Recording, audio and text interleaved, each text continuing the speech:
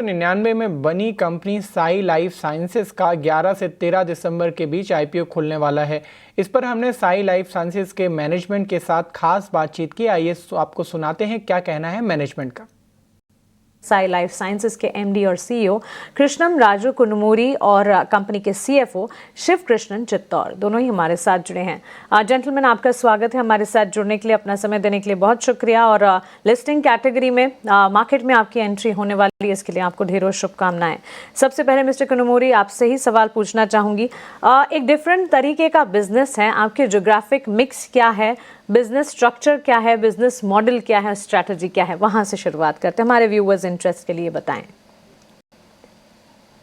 हमारा बिजनेस जो है साई लाइफ साइंसेज का business contract research and development services है।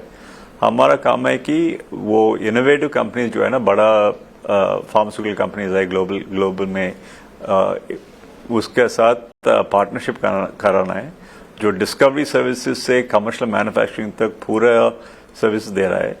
So what we are positioned as is to become end-to-end provider for all the pharmaceutical and discovery companies globally, which is a core to their operations. हमारा जो geography है primarily US, Europe and Japan है। हम India में कुछ काम नहीं करता है। हमारा पूरा बिजनेस वो तीनों geography में है।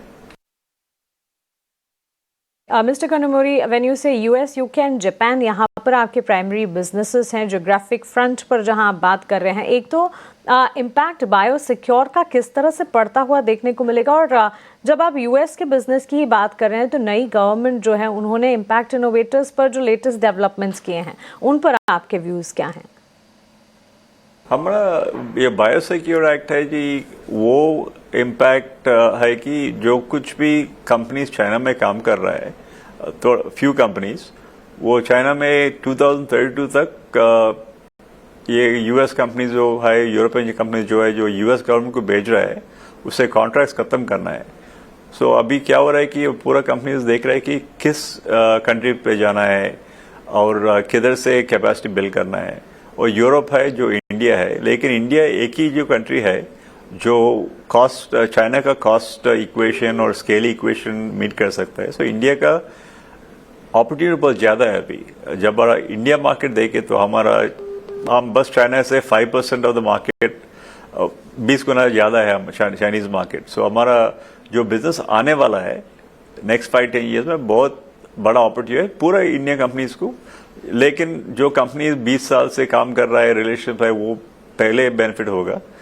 एंड और एक एक्ट है कि इन्फ्लेशन रिडक्शन एक्ट, वो ये तो यूएस गवर्नमेंट जो कर रहा है कि ये ड्रग प्राइसेस कम करने के ट्राई कर रहा है।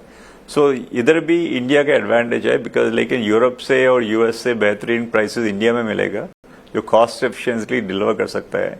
सो ये रेजिम जो कुछ भी है, इंडिया को बेनिफिट करने का अपॉर्चुनिटीज ज़्यादा है, लेकिन इसलिए कि यूरोप और यूएस में कैपेसिटी भी नहीं है, कॉस्ट भी ज़्यादा है और चाइना से काम नहीं करना है। सो इंडिया का अपॉर्चुनिटी और बढ़ सकता है।